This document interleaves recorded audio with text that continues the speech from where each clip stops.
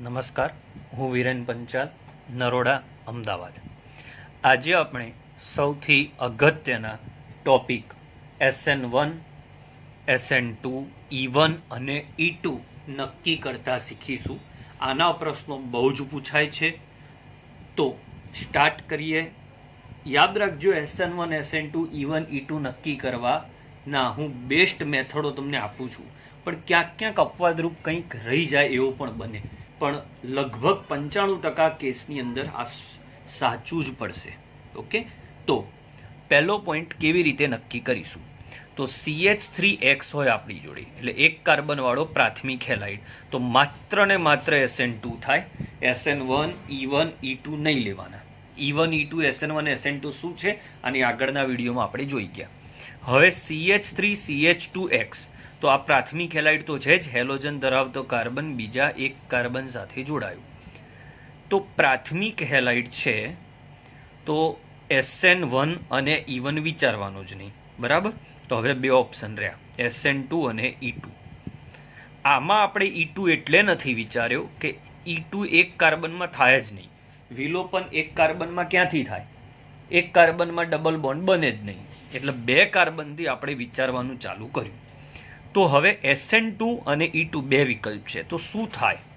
તો જો તમારી પાસે CH3CCH3 ટર્સરી બ્યુટોક્સાઇડ હોય, મોટો બેઝ હોય, તો એ વિલોપન કરે, કારણ કે મોટો બેઝ હોવાથી એ પ્રક્રિયા એટલી બધી ઝડપી કરે કે તરત જ અહીંયાથી આલ્ફા કાર્બન પરથી X અને બીટા કાર્બન પરથી H લઈ જાય. પણ સામાન્ય જલીય KOH હોય, ઇથોક્સાઇડ, મિથોક્સાઇડ એટલે આલ્કાઇલના ઓક્સાઇડ હોય, તો એ SN2 કરશે. પણ જો જલીય KOH ને બદલે આલ્કોહોલિક KOH હોય તો E2 થશે. E2 એટલે વિલોપન. તમે E2, SN એમાં ખાસ ધ્યાન રાખજો, E એટલે વિલોપન. ઓકે, હવે પ્રાથમિક હેલાઇડનો ત્રીજો પ્રકાર. અહીંયા તમે જુઓ તો હેલોજન ધરાવતો કાર્બન એક જ કાર્બન સાથે જોડાયો છે, તો પ્રાથમિક હેલાઇડ જ છે. Okay, clear? આ પ્રાથમિક હેલાઇડમાં આ જે ભાગ છે એ થોડો મોટો છે, એટલે અવકાશીય અવરોધ નડવાનો. અવકાશીય અવરોધ નડવાનો એટલે SN2 પ્રક્રિયા અને E2 પ્રક્રિયામાંથી એ વધારે ફેવર E2 ને કરશે. કોને? E2 ને.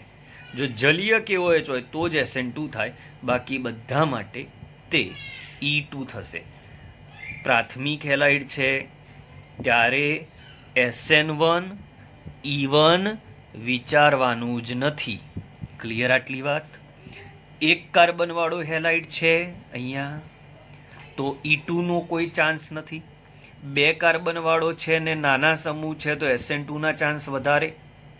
પણ જો મોટો બેઝ આવી જાય કે આલ્કોહોલિક બેઝ આવી જાય તો વિલોપન થઈ જાય. હવે પ્રાથમિક હેલાઇડ જ છે પણ મોટો સમૂહ જોડાયેલો છે, તો આમાં વિલોપન એટલે મોટા અણુઓ બધા વિલોપનને ફેવર કરે અને નાના અણુઓ વિસ્થાપનને ફેવર કરે. પ્રાથમિક હેલાઇડની વાત અહીંયા પૂરી થઈ. ક્લિયર થઈ રહ્યું છે? ઓકે. સૌથી ટફ પોઈન્ટ, સાહેબ દ્વિતીયક હેલાઇડમાં ખબર નથી પડતી. જો હેલોજન ધરાવતો કાર્બન બીજા બે કાર્બન સાથે જોડાયો, દ્વિતીયક હેલાઇડ. દ્વિતીયક હેલાઇડ આવે એટલે ચારે ચાર દરવાજા ખુલી જાય. પ્રાથમિકમાં બે દરવાજા SN2 અને E2, દ્વિતીયકમાં ચારે દરવાજા ખુલી ગયા. SN2, E2, SN1 અને E1. ઓકે, હવે જોજો શું કેવી રીતે નક્કી થાય. જો તમારી પાસે સૌથી પહેલા તમારે કેન્દ્રાનુરાગી જોવાનું, એટલે આવનાર આક્રમણ કરનાર NU-, જો આવનારો NU- મધ્યમ પ્રબળ હોય, એટલે હમણાં આપણે વાત કરીએ એમ જલીય KOH છે એ મધ્યમ પ્રબળ છે. દ્રાવક જોવાનો અપ્રોટિક દ્રાવક હોય, ધ્રુવીય અપ્રોટિક એટલે કયા કયા? આગળ મેં લિસ્ટ બનાવીને આપેલું છે, DMA, ડાયમિથાઇલ, પછી એસિટેમાઇડ, પછી આગળ છે DMF, DMSO, એ બધા. જો મધ્યમ પ્રબળ બેઝ હોય અને આ દ્રાવક હોય તો SN2 ને ફોલો કરશે. પ્રબળ બેઝ હોય, ઇથોક્સાઇડ, આલ્કોહોલિક KOH, ટર્સરી બ્યુટોક્સાઇડ અને અપ્રોટિક દ્રાવક, તો E2, તો વિલોપન થશે આનું. E2 મેથડથી. નિર્બળ કેન્દ્રાનુરાગી હોય અને દ્રાવક ધ્રુવીય પ્રોટીક હોય એટલે કોણ? ઇથેનોલ, H2O, આ બધા તો SN1 ફોલો થાય. અને ધ્રુવીય હોય અને ડેલ્ટા હોય તો E1. બહુ શોર્ટમાં હમણાં આપણે રિએક્શનો કરીશું ત્યારે તમને બહુ જ સરળ રીતે હું શીખવાડી દઈશ E1 એટલે. પણ આ એટલા માટે કે ગમે તેવી પ્રક્રિયાઓ આનાથી સોલ્વ થઈ જશે. તો સૌથી પહેલાં SN કે E નક્કી કરવા માટે બેઝની એટલે કે કેન્દ્રાનુરાગીની પ્રબળતા જોવાની. જો મધ્યમ પ્રબળ હોય તો એ SN2, નિર્બળ હોય તો SN1, પ્રબળ હોય અપ્રોટીક દ્રાવક હોય બહુ જ પ્રબળ હોય તો E2, નિર્બળ હોય કે પ્રબળ હોય દ્રાવક ધ્રુવીય હોય અને ડેલ્ટા હોય, ગરમી હોય એટલે 100% વિલોપન જ થાય. આ યાદ રાખો ટેકનિક. શું? ગરમી હોય તો વિલોપન જ થાય. ક્લિયર? અને 2-3 વખત ધ્યાનથી જોજો. પહેલા બે NUની પ્રબળતા જોવાની, એના પછી જ તમને ખબર પડશે. જો મધ્યમ પ્રબળ તો SN2, વધુ પ્રબળ તો E2, નિર્બળ તો SN1, નિર્બળ અને ડેલ્ટા તો E1. ડેલ્ટા ગરમી આવે તો વિલોપન. સેકન્ડરી બહુ ટફ વસ્તુ છે. ચલો હવે આયા ટર્સરી. ટર્સરીમાં મોસ્ટ ઇમ્પોર્ટન્ટ વન SN2 થાય જ નહીં, એટલે એ વાત ભૂલી જાઓ. હવે આપણી જોડે 3 રસ્તા, E1, SN1 અને E2. હમણાં જ મેં કહ્યું સખત પ્રબળ બેઝ તો કોને ફોલો કરશે? E2. નિર્બળ બેઝ અને ગરમી નથી તો SN1. અને નિર્બળ કેન્દ્રાનુરાગી SN માં કેન્દ્રાનુરાગી બોલાય, વિલોપનમાં બેઝ બોલાય. નિર્બળ બેઝ અને ડેલ્ટા તો E1. આ બહુ સહેલું છે. જુઓ, પ્રબળ બેઝ એટલે ટર્સરી બ્યુટોક્સાઇડ, મેં આગળ લિસ્ટ આપેલું છે. ટર્સરી બ્યુટોક્સાઇડ તો E2. નિર્બળ આવી ગયા, એમોનિયા આવી ગયો ને એ બધા સાદા એકદમ નિર્બળ. તો નિર્બળ કેન્દ્રાનુરાગી નિર્બળ બેઝ આવ્યો તો કા E1 કા SN1. હવે ગરમી નથી તો SN1, ગરમી છે તો E1. હવે આ બધી વસ્તુ ધ્યાનમાં રાખીને આપણે કેટલાક MCQ સોલ્વ કરીએ. એકદમ 100% તમને આવડી જશે. પહેલો MCQ આ થયો હેલાઇડ. સૌથી પહેલા આ પ્રશ્ન સોલ્વ કરવાની રીત, હેલાઇડનો પ્રકાર નક્કી કરો. કયો હેલાઇડ છે બોલો? દ્વિતીયક, હેલોજન ધરાવતો કાર્બન 2 કાર્બન સાથે. ક્લિયર? દ્વિતીયક છે એટલે 4 રસ્તા ખુલ્યા, 4, E1, E2, SN1, SN2. હવે જુઓ કેન્દ્રાનુરાગી તો C2H5OH તટસ્થ અણુ છે. તટસ્થ અણુ આ આપેલું નથી, મેં હિન્ટ આપેલી. તટસ્થ અણુ, બીજું કશું જ નથી આપ્યું. તટસ્થ અણુ હોવાથી આ નિર્બળ કેન્દ્રાનુરાગી કહેવાય. આ જ જગ્યાએ H ના હોત ને તો C2H5O- થાત, એ પ્રબળમાં જતું રહે. તાપમાન નીચું, બરાબર, એટલે કે ધારો કે અહીંયા ડેલ્ટા આપ્યો જ નથી, બરાબર. જુઓ, દ્વિતીયક છે, નિર્બળમાં આવ્યા, નિર્બળ એટલે SN2 નીકળી ગયો, E2 નીકળી ગયો. હવે SN1 બાકી રહ્યો, E1 બાકી રહ્યો. જો અહીંયા ડેલ્ટા હોત તો E1, ડેલ્ટા નથી તો SN1. જોઈ લો જવાબ. Cl ની જગ્યાએ OH, ક્રિયાવિધિનું નામ SN1. SN1 ની નિપજ શું મળે? રેસિમિક મિશ્રણ. ક્લિયર? ચલો ફરીથી, બહુ મજા આવે એવો પોઈન્ટ. ફરીથી નક્કી કરો. ચલો, આ કયો હેલાઇડ બોલો?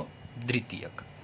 C2H5OH નિર્બળ કેન્દ્રાનુરાગી. ફરીથી કહું, તટસ્થ અણુઓ H2O, C2H5OH નિર્બળમાં ગણીશું. ઇથોક્સાઇડ, મિથોક્સાઇડ, જલીય KOH આ બધા પ્રબળમાં ગણીશું. આલ્કોહોલિક KOH હોય તો જોવાનું જ નહીં, વિલોપન જ થાય. એરા ઉપર ડેલ્ટા હોય તો પણ વિલોપન જ થાય. ડેલ્ટા આવી ગયો, 100% વિલોપન થશે. પણ પ્રશ્ન એ છે, વિલોપન પાછી 2 છે, E1 અને E2. પણ આ નિર્બળ કેન્દ્રાનુરાગી છે એટલે E1 ને ફોલો કરશે. પ્રબળ હોત તો E2 ને ફોલો કરત. તો E1 ક્રિયાવિધિ, ઓકે, 2 નિપજ મળે, અહીંયાથી Cl જાય ને અહીંયાથી H જાય તો અહીંયા ડબલ બોન્ડ બને, કાં તો અહીંયા. પણ આપણે જાણીએ છીએ સેટજેફના નિયમ મુજબ વધુ વિસ્થાપિત નિપજ ગણવી. ચલો નક્કી કરો, આ કયો હેલાઇડ? પ્રાથમિક, હેલોજન ધરાવતો કાર્બન 1 કાર્બન સાથે. પ્રાથમિકમાં SN1 અને E1 ના આવે. પૂરું? ચલો, જલીય KOH મેં તમને કહી દીધું છે, આલ્કોહોલિક KOH હોય તો વિલોપન, જલીય KOH હોય તો વિસ્થાપન.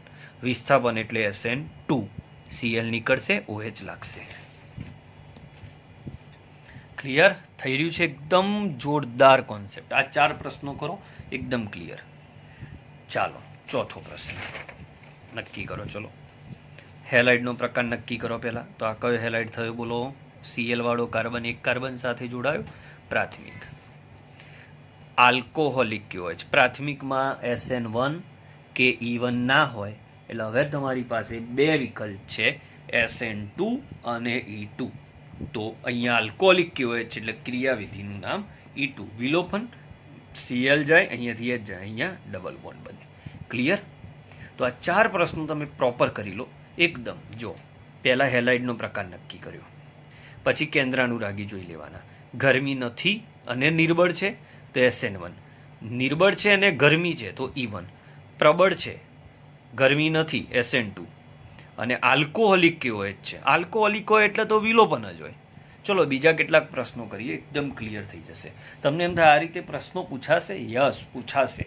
2-3 પ્રક્રિયાઓ આપે ક્રિયાવિધિ નક્કી કરવાની, કે કઈ નિપજ યોગ્ય છે, કઈ નિપજ અયોગ્ય છે, એવા પ્રશ્નો બહુ જ પૂછાય છે. ચલો, એક વિધાન કારણ પ્રકારનો સરસ પ્રશ્ન છે. આ જે છે એ બેઝ છે અને NU- બંને તરીકે વર્તી શકે કે માત્ર એક તરીકે વર્તી શકે? કારણ આપો. હવે બેઝ અને કેન્દ્રાનુરાગી નક્કી કરવાની ઇઝીએસ્ટ મેથડ, બહુ જ ઇઝી મેથડ.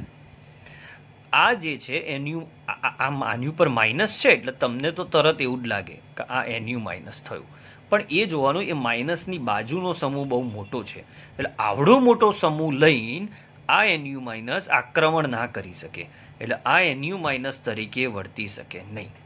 હા, પણ આ સામેના અણુમાંથી H+ ને આકર્ષી શકે, એટલે બેઝ તરીકે આ વર્તી શકે. એટલે આ બેઝ છે પણ આક્રમણ કરી શકે તેવો નથી, એટલે આ NU- નથી, બેઝ તરીકે વર્તે. ક્લિયર? તો બેઝ ક્યારે કહેવાય ને NU- ક્યારે કહેવાય? સાહેબ કોઈ એવો અણુ ખરો જે બંને તરીકે વર્તી શકે? હા, OH- કેન્દ્રાનુરાગી તરીકે પણ અને બેઝ તરીકે પણ વર્તી શકે. બરાબર? કેમ? કારણ કે OH- કદમાં નાનો છે. હવે સામેવાળો અણુ પણ નાનો હોય તો એ કેન્દ્રાનુરાગી, અને સામેવાળો અણુ જો ભરાવદાર હોય એટલે કે કદ મોટું હોય તો એ પછી એમાં આક્રમણ કરવા ના જાય, ત્યાંથી પ્રેમથી વિલોપન કરી દે. ઓકે, એટલે આ રીતે જો ઉપર વિલોપન કરી દે તરત જ, એટલે અહીંયા બેઝ તરીકે વર્તે છે અને અહીંયા NU- તરીકે. ચલો બીજા કેટલાક ફંડામેન્ટલ પ્રશ્નો, ચલો અહીંયા દબાઈ દઈએ. આ હેલોજન ધરાવતો કાર્બન 1 અને 1, આ કે સાહેબ 2 કાર્બન છે પણ આ તો CH2CH3 છે, એટલે આ દ્વિતીયક હેલાઇડ થયું. હવે આવનારો કેન્દ્રાનુરાગી જે હોય માની લો તો નિર્બળ જ છે એમ માની લો. ચલો નિર્બળ છે, બહુ નિર્બળ નહીં, મધ્યમ. હવે SN1 થશે કે SN2 નક્કી કરો. ડેલ્ટા નથી એટલે E2 નહીં થાય. બીજું આ મોટો બેઝ નથી એટલે E2 E1 નહીં થાય. એસિટોન એટલે એની અંદર C≡O આવે એટલે ધ્રુવીયતા આવી ગઈ. બરાબર? પ્રોટિક નથી, આમાં H+ નથી, એટલે પ્રોટિક નથી, અપ્રોટિક છે, એટલે એ SN2 ને ફોલો કરે. અને SN2 ને ફોલો કરે એટલે ઇન્વર્ઝન થાય. ખાલી શું થાય? ઇન્વર્ઝન. તમે ખાસ ધ્યાનથી જુઓ, અહીંયા આયોડિન આ બાજુ હતો, જ્યારે નિપજ બની ત્યારે NU આ બાજુ છે. કઈ બાજુ? ડાબી બાજુ. સમજી લો ને, અહીંયા OH- છે તો OH- અહીંયા લાગે, ઇન્વર્ઝન થાય, આખા અણુની ગોઠવણી ઊંધી થઈ જાય. I જે છે ને એનાથી ઊંધી, H ડાબી બાજુ હતો એ જમણી બાજુ થઈ જાય. હવે જો ઇથેનોલ લો તો આ પ્રોટિક દ્રાવક થઈ ગયો, કારણ કે અહીંયા C2H5O- ને H+ છૂટો પડે, એટલે પ્રોટિક દ્રાવક થયો. પ્રોટિક દ્રાવક SN1 ને ફોલો કરે. SN1 માં તમને D અને L બંને મળે, રેસિમિક મિશ્રણ મળે, કારણ કે આ કાર્બન કિરાલ છે. મોસ્ટ IMP પ્રશ્ન. બરાબર? શું જોવાનું? સેકન્ડરી છે, 4 રસ્તા ખુલ્યા, SN1, SN2, E1, E2. E1 અને E2 ડેલ્ટા હોય તો જ થાય, આલ્કોહોલિક શબ્દ હોય તો જ થાય. અને બીજી અગત્યની વાત કે જો તમારો બેઝ બહુ મોટો હોય તો E2 થાય. એટલે એસિટોન એટલે SN1 છે કાં તો SN2. તો હવે આખી વાત ગઈ દ્રાવક પર. જો દ્રાવક તમારો ધ્રુવીય છે પણ પ્રોટિક નથી, આમાં H+ નથી, તો આ SN2 ફોલો કરે અને H+ હોય મળતો હોય તો SN1. આમાં કાર્બોકેટાઇન વચ્ચે રચાય, આમાં વચ્ચે ના રચાય. ઓકે, ચલો આમાં એપ્લાય કરો. ચલો હવે આ અને આ, તો આયોડિન વાળો કાર્બન બીજા એક કાર્બન સાથે જોડાયો એટલે પ્રાથમિક. ઓકે, પ્રાથમિક હોય તો SN1 અને E1 જોવાનો જ નહીં, મૂકો. તો આમાં SN1 અને E1 નહીં થાય. તો હવે બે જ શક્યતા છે, કા SN2 થાય કા E2 થાય. તો તમે અહીંયા જુઓ, આ પ્રબળ બેઝ છે. ઓકે, અને અણુ નાનો છે. ઓકે, તો આમાં વિસ્થાપન સરળતાથી થઈ શકે. હવે અહીંયા જુઓ, હેલોજન ધરાવતો કાર્બન 1, 2 અને 3 સાથે જોડાય, તૃતીયક. તો અહીંયાથી તમને 3 રસ્તા ખુલે. SN1 આવે, કા E1 આવે, કા E2 આવે. આમાં SN2 જોવાનું નહીં. હવે જો અહીંયા પ્રબળ હોય, આ તો પ્રબળ જ છે, મિથોક્સાઇડ ઇથોક્સાઇડ પ્રબળમાં ગણાય, OH- પ્રબળમાં ગણાય, તટસ્થ અણુઓ H2O ઇથેનોલ આ બધા નિર્બળમાં ગણાય. બરાબર, આ ડાઉટ ના રાખતા, બહુ જ સરળ છે પોઈન્ટ. ઓકે, પ્રબળ છે એટલે આ નહીં થાય અને આ નહીં થાય, તો E2 થશે. થઈ ગયો E2. તો અહીંયા ડબલ બોન્ડ બને કે અહીંયા સરખું જ થાય. ક્લિયર? ચલો થોડા વધુ MCQ જોઈએ. અહીંયા જુઓ, હેલોજન ધરાવતો કાર્બન 1, 2 અને 3 સાથે જોડાયો, તૃતીયક હેલાઇડ થયો. 3 રસ્તા ખુલે, SN1, E1 અને E2. અહીંયા નિર્બળ છે એટલે E2 નહીં થાય, કેન્સલ. હવે E1 થાય કા SN1 થાય, ગરમી નથી એટલે SN1 થાય. હવે એ જ પ્રશ્ન નીચે જુઓ, ગરમી છે તો E1 થાય. છે ને, એકદમ સરળ. પહેલા પ્રકાર જોવાનો, પછી બેઝ જોવાનો અને પછી ગરમી જોવાની. ઓકે, ચલો આ પ્રશ્ન જુઓ, 12મો. હેલોજન ધરાવતો કાર્બન 3 કાર્બન સાથે જોડાયો એટલે આ તૃતીયક થયો. ઓકે, 3 રસ્તા ખુલ્યા, SN1, E1 અને E2. આ તટસ્થ અણુ છે એટલે નિર્બળ, એટલે E2 નીકળી ગયો. E2 નીકળી ગયો. હવે તમારી પાસે બે શક્યતા, SN1 અથવા E1. ડેલ્ટા નથી એટલે SN1, અને ડેલ્ટા હોત તો E1. સરસ. ઓકે, તો સીધો આના પર આક્રમણ કરી બ્રોમિનને કાઢી નાખે. 13મો પ્રશ્ન, LiAlH4. આમાંથી H- છૂટો પડે. હાઇડ્રાઇડ એ મધ્યમ પ્રબળ કેન્દ્રાનુરાગી છે, એ આક્રમણ કરે. આ પ્રાથમિક હેલાઇડ છે એટલે કા SN2 કા E2, બીજી કોઈ ચર્ચા નહીં, તો આ SN2 થશે. ક્લિયર? ચલો ફરીથી અહીંયા પણ સેમ થયું, આ આક્રમણ કરે, આ નીકળી જાય તો સીધું SN2. ફરીથી આ દ્વિતીયક આવ્યો, ફસાઈ ગયા. દ્વિતીયક આવે એટલે બહુ લોચા, 4 રસ્તા ખુલી જાય. 4 રસ્તા ખુલી જાય એટલે તમારે SN1, SN2, E1, E2 ચારેય વિચારવાના. અહીંયા હવે 4 શક્યતા છે. હવે અહીંયા જોવાનું, OH- શેમાં ગણ્યો તો મેં? પ્રબળ, મધ્યમ પ્રબળ. તો મધ્યમ પ્રબળ છે એટલે SN1 ગયું અને E1 ગયું, કારણ કે એ તો માત્ર શેમાં થાય, ખ્યાલ છે ને તમને? હા, એ માત્ર આમાં જ થશે. આપણે SN1માં ને સોરી માત્ર ને માત્ર નિર્બળ કેન્દ્રાનુરાગીમાં થાય. તો અહીંયા પાણીમાંથી જે OH- મળ્યું એ આનું વિસ્થાપન કરે એટલે SN2. ઓકે, હવે અહીંયા જોઈ લો, તો આ છે હેલોજન, OH- બધું એનું એ, પણ આ તટસ્થ અણુ છે. પણ અહીંયા જે OH- છે પ્રબળ કેન્દ્રાનુરાગી છે. ઓકે, એટલે આ E2 પ્રક્રિયા કરશે. આ જે છે એ ભલે અધ્રુવીય દ્રાવક એટલે કે પ્રોટીક દ્રાવક, પ્રબળ બેઝ છે આના લીધે, એટલે આનું વિલોપન કરી નાખે. એટલે જોવું પડે તમારે દ્રાવક કયો છે. તો આ રીતે તમે SN1, SN2 ના ગમે તે પ્રશ્નો સોલ્વ કરી શકો છો. આભાર.